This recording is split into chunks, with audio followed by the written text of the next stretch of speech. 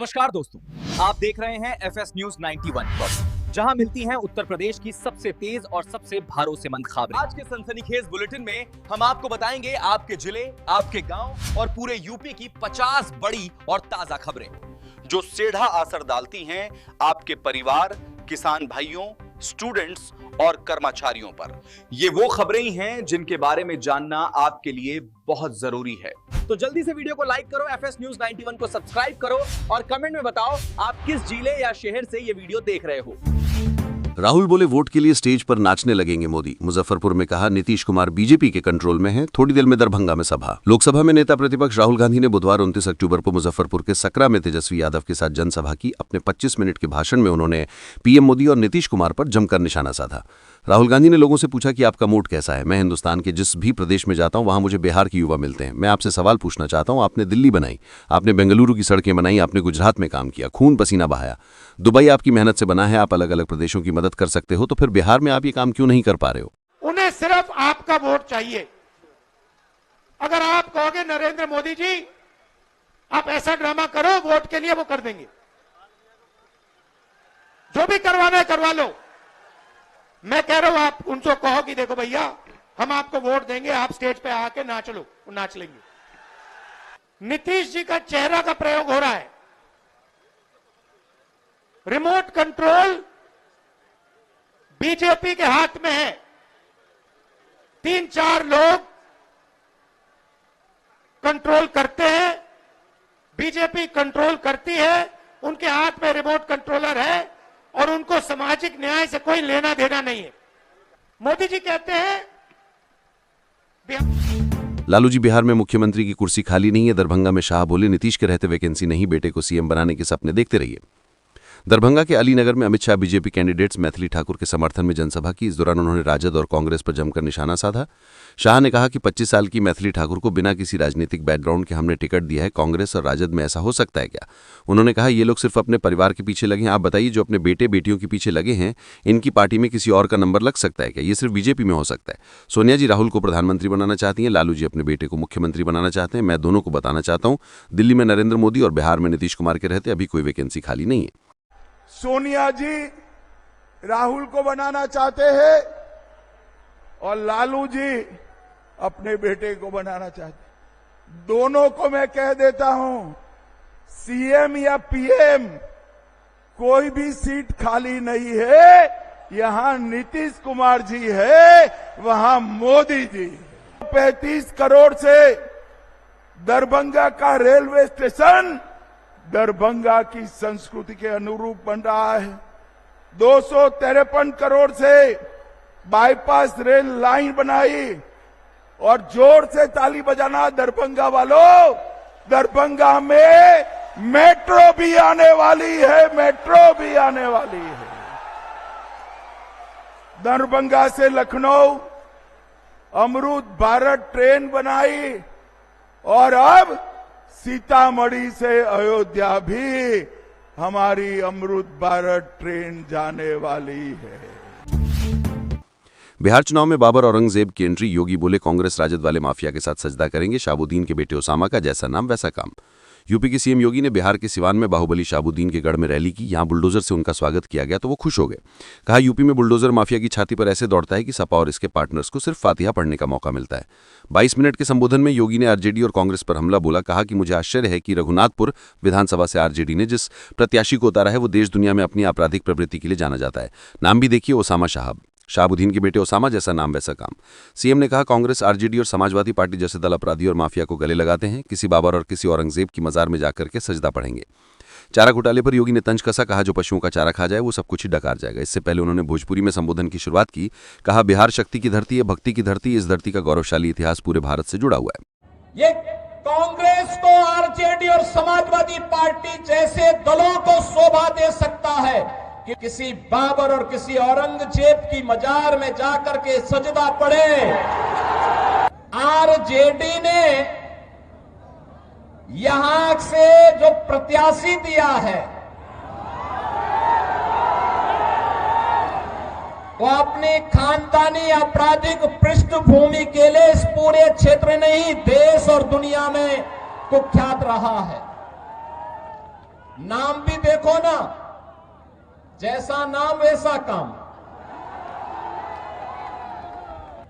आपने देखा होगा कैसे चांद बाबू के पुत्र के ऊपर इसी सीवान में एसिड उड़ेलने का काम हुआ था। हमने यूपी के अंदर एक बात कही कि भाई देखो, अपराध और अपराधियों के प्रति जीरो टॉलरेंस। आरजेडी और उनके लोग आज भी। तेजस्वी बोले अपनी नीति से बिहार नहीं समझने वाला है। सैनी ने कहा गुजराती को नहीं, अब की बार बिहारी को आगे बढ़ाना है। महागठबंधन के सीएम फेस तेजस्वी यादव और मुकेश सहनी के साथ समस्तीपुर के सरायगंज पहुंचे। वहां उन्होंने कहा कि अब ऊपर वाले का भी आशीर्वाद मिलने लगा है, बारिश होना शुभ संकेत है। 2020 में अरविंद साहनी जीत गए थे, बेईमानी से हरा दिया गया था, लेकिन इस बार ऐसा नहीं होगा। सरायरंजन की जनता से ये कहने आया हूं कि तेजस्वी यादव को आप लोग एक मौका दीजिए, ऐसा होगा तो नौकरी पक्का होगा, आपकी उम्मीदों को छक्का लगेगा। यहाँ के सांसद विधायक एनडीए का, सरकार एनडीए की, लेकिन सरायरंजन की जनता की बेरोजगारी खत्म नहीं हुई। कोई यूनिवर्सिटी, स्कूल, अस्पताल, इंडस्ट्री, फैक्ट्री नहीं खुला, पलायन और बेरोजगारी खत्म नहीं हुई। थाना ब्लॉक में बिना रिश्वत के कोई काम नहीं होता है। मेरी सरकार बनी तो हर हाथ को काम मिलेगा, अपराधियों को जेल के अंदर डाला जाएगा। तेजस्वी के स्वभाव को सब जानते हैं, अपराध कोई करे और जेल जाएगा। जिस परिवार के पास सरकारी नौकरी नहीं है, मेरी सरकार बनने के बाद मैं उस घर के एक सदस्य को सरकारी नौकरी देगा। सबका पेट भरने का काम कर सकते हैं, ऐसा बिहार हम लोगों को चाहिए। चाहिए कि नहीं चाहिए? पढ़ाई, दवाई, कमाई, सिंचाई, सुनवाई और कार्रवाई वाली सरकार चाहिए कि नहीं चाहिए? 20 साल आप लोगों ने मौका दिया, तेजस्वी को केवल एक मौका आप लोगों से मांगने आया है, एक मौका, जो 20 साल में इन्होंने नहीं किया, तेजस्वी 20 महीने में करके दिखाने का काम करे। ठहरा हुआ पानी ज्यादा दिन तक रह जाए तो सड़ जाता है, वही स्थिति सरकार। बारिश के बीच नीतीश की सभा, छाता लेकर पहुंचे लोग। राजगीर में सीएम बोले उन लोगों ने कोई काम नहीं किया, वोट मत देना। नीतीश कुमार बोले दोपहर 12:05 पर नालंदा के अस्थावा में एनडीए समर्थित जेडीयू के प्रत्याशी जितेंद्र कुमार के पक्ष में चुनावी जनसभा की। उन्होंने कहा कि जब से हमारी सरकार बनी है 2005 में, तब से आप लोगों के काम कर रहे हैं, केंद्र का सहयोग मिल रहा है। पहले वाला कुछ काम करता था जी? क्या हाल था? समाज में कितना विवाद होता था, हिंदू मुस्लिम में झगड़ा होता था, शिक्षा, रोजगार, स्वास्थ्य का हाल खराब था, बिजली भी नहीं आती थी। उन लोगों को 15 साल काम करने के लिए मिला था, उन लोगों ने कभी महिलाओं के लिए कुछ नहीं किया, अपनी पत्नी को सीएम बना दिया। आज तक आप लोगों ने देखा हमने परिवार के लिए कुछ नहीं किया, उन लोगों ने पत्नी और बेटों के लिए किया। अब उन लोग का क्या हाल था, क्या कोई मतलब है उन लोगों का? कोई काम किया आज तक? कोई काम नहीं किया। और इसीलिए आप ध्यान रखिए, किसी तरह का नहीं। हम लोगों के ऐसे ही 2 बार भी लोग कर के। काशी में गंगा की तेज धार में फंसी बोट, एनडीआरएफ ने 2 मोटर बोट से 20 यात्रियों को रेस्क्यू। वाराणसी के ललिता घाट के सामने गंगा नदी में एक नाव अचानक तेज धार में फंस गई, जिसमें 20 यात्री सवार थे। इस दौरान सभी शोर मचाने लगे। तभी वहां से जारी एनडीआरएफ की टीम अलर्ट होगी, सभी को रेस्क्यू करते हुए दूसरे नाव में शिफ्ट किया गया। घटना बुधवार दोपहर 1 बजे की बताई जा रही है, जब चप्परेतक गंगा आरती स्थल के पास नाव से भ्रमण कर रहे थे। वहां सभी अलग अलग राज्यों के थे जो वाराणसी घूमने के लिए पहुंचे थे। प्रत्यक्षदर्शियों के अनुसार अचानक तेज हवा और नदी की तेज धारा में बोट का संतुलन बिगड़ गया। बोट गंगा नदी के बीच में फंस गई। नाविक के प्रयासों के बावजूद नाव आगे नहीं बढ़ सकी, जिससे उसमें बैठे यात्रियों में दहशत फैल गई। कई लोगों ने सहायता के लिए हाथ हिलाकर और शोर मचाकर मदद की गुहार लगाई। आगरा में बारिश के बाद प्रदूषण में कमी आई। 19 दिन बाद मॉडरेट से सैटिस्फैक्ट्री श्रेणी में हुई शहर की हवा। AQI 67 पहुंचा। 2 दिन बूंदाबांदी के बाद आगरा की हवा एक बार फिर से संतोषजनक स्थिति में पहुंच गई है। 29 अक्टूबर को AQI 67 पर आ गया। इससे पहले लगातार 19 दिन शहर की हवा मॉडरेट श्रेणी में रही, जो ज्यादातर लोगों के लिए हानिकारक नहीं है, लेकिन संवेदनशील लोगों जैसे कि बच्चे, बुजुर्ग और सांस की बीमारी वाले लोगों को हल्की परेशानी हो सकती है। ऐसे लोगों को सांस लेने में हल्की खांसी, गले में जलन या सांस की तकलीफ महसूस हो सकती है। जिस होटल से युवती न्यूड गिरी, किराया 500 रुपए घंटा। आगरा पुलिस की रेड की सूचना पर बॉयफ्रेंड और होटल स्टाफ भागा। आगरा के जिस होटल से युवती गिरी वो सिर्फ नाम का होटल था। इसमें एक पार्टी हॉल के साथ सिर्फ 5 कमरे हैं। यहाँ 500 रुपए प्रति घंटे के हिसाब से रूम दिए जा रहे थे। मंगलवार को पुलिस की रेड की सूचना पर लोग कमरे से इधर उधर भागे। तभी कमरे में युवती का बॉयफ्रेंड और होटल का स्टाफ भागा। युवती भी न्यूड हालत में भागी, तभी रेलिंग से गिरकर डक्ट में चली गई, जबकि 2 अन्य कमरों में रुके लोग भी भाग गए। घटना के बाद होटल की रियलिटी चेक करने भास्कर रिपोर्टर मौके पर पहुंचे। इस दौरान कमरे की हालत पूरी तरह अस्त-व्यस्त है। मैगलगंज में सड़क हादसे में बंदर की मृत्यु, बजरंग सेना ने किया सम्मानपूर्वक अंतिम संस्कार, लोगों ने की सराहना। मैगलगंज के भट्टा के पास एक सड़क हादसे में बंदर नामक व्यक्ति की मृत्यु हो गई। प्रत्यक्षदर्शियों के अनुसार एक अज्ञात वाहन ने उन्हें टक्कर मार दी, जिससे उनकी मौके पर ही मौत हो गई। स्थानीय लोगों ने घटना की जानकारी बजरंग सेना के जिलाध्यक्ष ऋषभ बाजपेयी को दी। सूचना मिलने पर बजरंग सेना के सदस्य मनीष, संदीप सिंह, गुरजीत सिंह, सनी शर्मा, कुलदीप कुमार और अरुण सहित अन्य कार्यकर्ता घटनास्थल पर पहुंचे। बजरंग सेना ने मानवीय संवेदनशीलता दिखाते हुए मृतक का सम्मानपूर्वक अंतिम संस्कार किया। सदस्यों ने नदी के किनारे एक गड्ढा खुदवाकर शव को नमक के साथ विधिपूर्वक दफना धरना दिया। इस दौरान जिलाध्यक्ष ऋषभ बाजपेयी भी मौके पर मौजूद थे। स्थानीय लोगों ने बजरंग सेना के इस कार्य की सराहना करते हुए इसे एक अनुकरणीय समाज सेवा बताया। चरखारी में राशन कोटेदार की मनमानी, राशन संघ जबरन निरमा साबुन, मना करने पर राशन कटौती या 100 रुपए की मांग। महोबा जिले के चरखारी कस्बे में राशन कार्ड धारकों को राशन के साथ निरमा साबुन खरीदने के लिए मजबूर किया जा रहा है। कई स्थानीय लोगों ने इसकी शिकायत की है। शिकायतकर्ताओं के अनुसार कोटेदार द्वारा राशन कार्ड धारकों को जबरन साबुन दिया जा रहा है। जिन लोगों के पास राशन कार्ड नहीं है उनसे साबुन के लिए या तो 100 रुपए मांगे जा रहे हैं या फिर उनके हिस्से का 5 किलो राशन काट लिया जाता है। स्थानीय निवासियों का कहना है कि उन्हें साबुन की आवश्यकता नहीं है, लेकिन कोटेदार के दबाव के कारण उन्हें इसे लेना पड़ रहा है। 1 नवंबर को 2 घंटे ठप रहेगा रेलवे का सर्वर। मरम्मत और अपडेशन के कारण रिजर्वेशन, टिकट कैंसिलेशन समेत ऑनलाइन सुविधाएं रहेंगी बंद। रेलवे की सभी ऑनलाइन टिकट सेवाएं 1 नवंबर की रात 2 घंटे के लिए बंद रहेंगी। रेलवे ने बताया है कि सर्वर की मरम्मत और अपडेट का काम होने के कारण यह सुविधा रहेगी। इस दौरान रिजर्वेशन, टिकट कैंसिलेशन, चार्ट तैयार करने, तत्काल टिकट कोटा और 139 नंबर की पूछताछ जैसी सभी सेवाएं ठप रहेंगी। रेलवे के मुख्य जनसंपर्क अधिकारी हिमांशु शेखर उपाध्याय ने बताया कि सर्वर की देखरेख और सिस्टम अपडेट का काम 1 नवंबर की रात 12:05 पर शुरू होगा और 2:05 तक चलेगा। इस दौरान देश भर में रेलवे की ऑनलाइन सेवाएं नहीं चलेंगी। बुकिंग और पूछताछ पर पड़ेगा असर। इस दौरान यात्री न तो टिकट बुक करा सकेंगे, नहीं कैंसिल करा सकेंगे। तत्काल टिकट की सुविधा भी बंद रहेगी। 139 नंबर हेल्पलाइन से ट्रेन की जानकारी या बुकिंग से जुड़ी पूछताछ नहीं की जा सकेगी। रेलवे ने यात्रियों से अपील की है कि वो टिकट पहले से ही बुक कर लें ताकि किसी परेशानी का सामना न करना पड़े। रेलवे ने यह जानकारी अपनी सभी वेबसाइटों और स्टेशनों पर जारी कर दी है। यात्रियों को सलाह दी गई है कि 1 नवंबर की रात किसी भी तरह की बुकिंग या पूछताछ न करें। रेलवे अधिकारियों ने बताया कि यह काम ऑनलाइन टिकटिंग सिस्टम को और तेज और सुरक्षित बनाने के लिए किया जा रहा है। मरम्मत के बाद सर्वर और भी बेहतर तरीके से काम करेगा। धीरेन्द्र शास्त्री को सुना, ब्रिजेश पाठक आए तो हॉल खाली। काशी में 2500 में से सिर्फ 500 लोग रुके। आयोजक माइक पर रुको रुको कहते रहे। बागेश्वर धाम पीठाधीश्वर धीरेन्द्र शास्त्री मंगलवार को वाराणसी पहुंचे। वो यहां रुद्राक्ष कन्वेंशन सेंटर में बोल रहे थे। उन्हें सुनने के लिए हॉल में करीब 2500 लोग पहुंचे थे। करीब 15 मिनट तक धीरेन्द्र शास्त्री बोले। जैसे ही उनका भाषण खत्म हुआ, करीब 2000 लोग उठकर हॉल से चले गए, जबकि deputy CM Brajesh Pathak, SP Singh Baghel और राज्यपाल लक्ष्मण आचार्य का भाषण होना बाकी था। कार्यक्रम आयोजकों ने लोगों को रुकने के लिए कहा, मगर कोई नहीं रुका। दरअसल बागेश्वर धाम पीठाधीश्वर धीरेन्द्र शास्त्री हिंदी साहित्य के महाकथाकार पद्मश्री पंडित मनु शर्मा पर आधारित पुस्तक अग्निरथ का सारथी का विमोचन करने पहुंचे थे। कार्यक्रम में केंद्रीय पर्यटन मंत्री गजेंद्र सिंह शेखावत मुख्य अतिथि थे। केंद्रीय मंत्री एसपी सिंह बघेल और असम के राज्यपाल लक्ष्मण आचार्य विशिष्ट अतिथि के रूप में मौजूद थे। अब बीजेपी ने भी जाहिर कर दिया अपनी मंशा। एनडीए में फाइनल हो गया सीएम फेस। एनडीए के प्रदेश अध्यक्ष दिलीप जायसवाल ने बिहार विधानसभा 2025 में एनडीए की सरकार बनने का विश्वास जताया है, जिसमें नीतीश कुमार मुख्यमंत्री होंगे। उन्होंने महागठबंधन में कलह की बात कही और विपक्ष पर जनता को गुमराह करने का आरोप लगाया। जायसवाल ने राहुल गांधी और तेजस्वी यादव पर भी निशाना साधा। उन्होंने बिहार में विकास की बात कही और पीएम मोदी के भागलपुर आगमन की संभावना जताई। पाक फिर बेनकाब, जिस राफेल पायलट को पकड़ने का किया था दावा, राष्ट्रपति ने उन्हीं के साथ खिंचवाई फोटो। राष्ट्रपति द्रौपदी मुर्मू ने स्क्वाड्रन लीडर शिवांगी सिंह के साथ अंबाला एयरबेस पर तस्वीर खिंचवाकर पाकिस्तान के झूठ का पर्दाफाश कर दिया। पाक मीडिया ने दावा किया था कि ऑपरेशन सिंदूर में शिवांगी का राफेल विमान मार गिराया गया था। इस तस्वीर ने पाकिस्तान के उस दावे को झूठा साबित कर दिया जिसमें कहा गया था कि शिवांगी सिंह को बंदी बना लिया गया है। भारत ने पहले इस दावे को गलत बताया था। इजरायली सेना ने फिर किए गाजा में ताबड़तोड़ हमले। 81 लोगों की मौत के बाद सीज फायर का ऐलान। इजरायली सेना ने गाजा पट्टी पर भीषण हमले किए, जिसमें अब तक 81 लोगों की जान चली गई। मृतकों की संख्या बढ़ने की संभावना है। इस घटना के बाद क्षेत्र में तनाव बढ़ गया। भारी नुकसान के इजरायली सेना ने सीज फायर का ऐलान किया। गाजा में जारी युद्ध विश्राम के बावजूद इजरायल रात भर हवाई में हमला किए। चिकित्सा अधिकारियों के अनुसार गाजा में रात भर हुए इजरायली हमलों में मरने वालों की संख्या 81 हो गई है। गाजा की जब सिविल सुरक्षा एजेंसी ने हमास पर अपने सैनिकों पर हमला करने और अमेरिका द्वारा मध्यस्थता किए गए युद्ध विराम का उल्लंघन करने का आरोप लगाया है। दरअसल गाजा में हुए हवाई हमले में पहले 30 से भी ज्यादा लोगों की मौत की खबर आई। उसके बाद कई बच्चों समेत कम से कम 60 लोगों के मारे जाने की खबर थी। शिफा अस्पताल के निदेशक मोहम्मद अबू सलमिया ने बताया कि अस्पताल को हमलों में मारे गए 21 और शव मिले हैं, जिसमें 7 महिलाएं और 6 बच्चे शामिल हैं। ऐसे में देर रात गाजा में हुए हवाई हमले में 81 लोगों की मौत हो गई। राहुल गांधी की नींद टूटी है। बीजेपी का महागठबंधन पर हमला। बिहार चुनाव 2025 में आज चुनावी सरगर्मी बढ़ने वाली है। देश के कई बड़े नेता रैलियां करेंगे और जनता को लुभाने का प्रयास करेंगे। इन रैलियों से चुनावी माहौल में नया जोश आएगा और जनता को अपने पसंदीदा नेता और पार्टी को चुनने का अवसर मिलेगा। बिहार विधानसभा चुनाव 2025 लाइव अपडेट। बिहार चुनाव का राजनीतिक पारा भारी हो गया। यहां देश के बड़े बड़े नेता आज चुनाव प्रचार को धार देंगे। इसमें कांग्रेस नेता राहुल गांधी, गृहमंत्री अमित शाह, उत्तर प्रदेश के मुख्यमंत्री योगी आदित्यनाथ का नाम शामिल है। सभी पार्टियों के नेता अपने अपने प्रत्याशियों के लिए लगातार जनसभा कर रहे हैं। वहीं प्रत्याशी भी लोगों के घर जाकर वोट देने की अपील कर रहे हैं। दूसरी तरफ राजनीतिक बयानबाजी का सिलसिला भी जारी है। इस लाइव ब्लॉग में हम बिहार चुनाव से जुड़ी पल पल की अपडेट आपको दे रहे हैं। योगी सरकार ने आईएएस गुलाबचंद्र किया तबादला। इस महिला अधिकारी को सौंपी मुरादाबाद एडीएम प्रशासन की जिम्मेदारी। उत्तर प्रदेश सरकार ने आईएएस गुलाबचंद्र का तबादला कर दिया है। संगीता देवी को मुरादाबाद का एडीएम प्रशासन नियुक्त किया गया है। इस प्रशासनिक फेरबदल से मुरादाबाद के प्रशासनिक कार्यों में सुधार की उम्मीद है। सरकार का मानना है कि ये बदलाव जिले के विकास में सहायक होगा। शासन स्तर से मंगलवार को बड़े पैमाने पर आईएएस और पीसीएस अफसरों के तबादले किए गए। एडीएम प्रशासन की जिम्मेदारी देख रहे गुलाबचंद्र के आईएएस संवर्ग में प्रोन्नत होने के बाद उन्हें महाराजगंज के सीडीओ की जिम्मेदारी सौंपी गई है। उनके स्थान पर फिरोजाबाद में एडीएम न्यायिक के पद पर तैनात संगीता देवी को एडीएम प्रशासन बनाया गया है।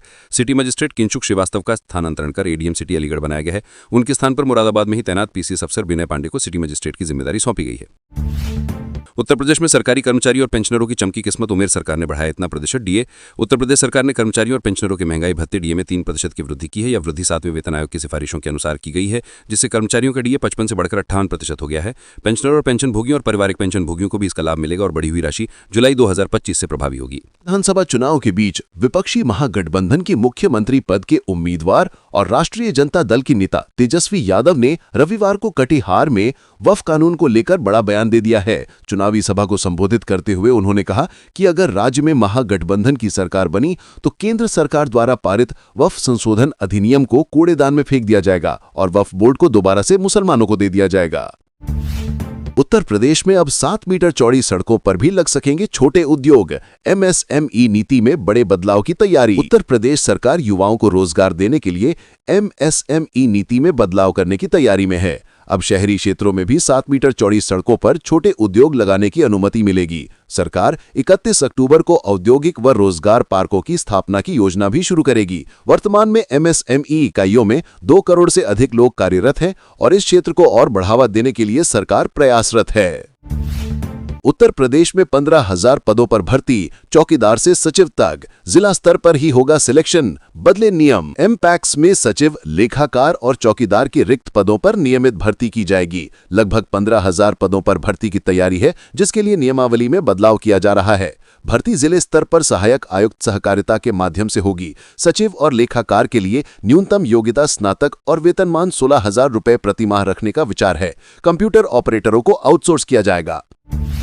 दिल्ली एनसीआर की हवा बेहद खराब श्रेणी में बरकरार। 2 दिन बारिश का अलर्ट जारी। दिल्ली एनसीआर में वायु प्रदूषण का स्तर बहुत खराब श्रेणी में बना हुआ है, जिसके चलते ग्रेड 2 के प्रतिबंध लागू हैं। प्रदूषण कम करने के लिए पानी का छिड़काव किया जा रहा है। मौसम विभाग ने 2 दिन हल्की बारिश का अनुमान जताया है, जिससे प्रदूषण से राहत मिल सकती है। रविवार को आनंद विहार में AQI गंभीर श्रेणी में दर्ज किया गया। हिरासत में ब्रिटिश कमेंटेटर सामी हमदी। अमेरिका ने रद्द किया वीजा। ब्रिटिश कमेंटेटर सामी हमदी को सैन फ्रांसिस्को एयरपोर्ट पर हिरासत में लिया गया और अमेरिका ने उनका वीजा रद्द कर दिया। राजनीतिक विश्लेषक हमदी को हिरासत में लेने का कारण स्पष्ट नहीं है, लेकिन समर्थकों का मानना है कि ये उनकी राजनीतिक टिप्पणियों से जुड़ा हो सकता है। हमदी ने सोशल मीडिया पर निराशा व्यक्त की।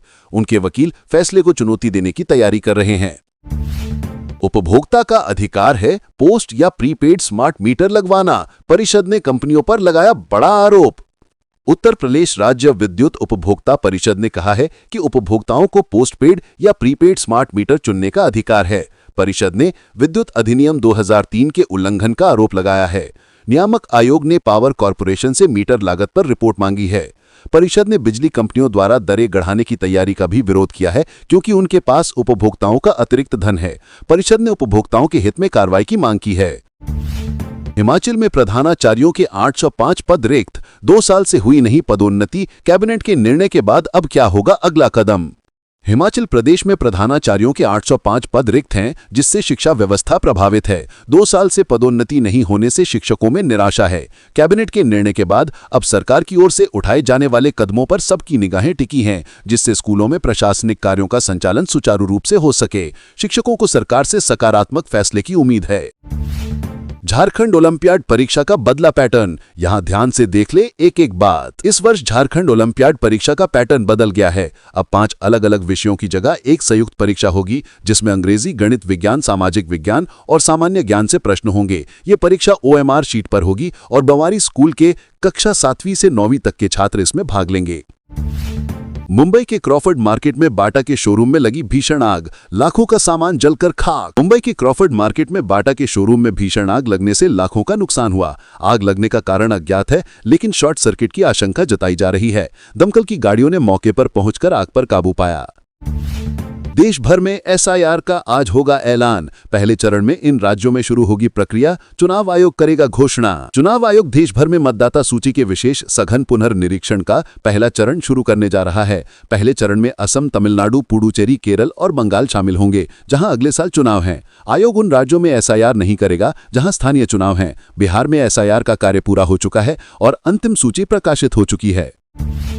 कर्नाटक के मुख्यमंत्री सिद्धारमैया ने संकेत ऐसे दिए हैं कि वो नवंबर के बाद अपनी सरकार के कैबिनेट में फेरबदल कर सकते हैं। ये फेरबदल ऐसे समय होगा जब सिद्धारमैया सरकार को 2.5 साल पूरे हो जाएंगे। शनिवार को मीडिया से बात करते हुए सीएम सिद्धारमैया ने कहा कि कांग्रेस आला कमान ने 4 माह पहले ही उन्हें कैबिनेट में विस्तार करने को कहा था, लेकिन मैंने उन्हें बताया कि सरकार के 2.5 साल पूरे होने के बाद ही कैबिनेट में फेरबदल किया जाएगा।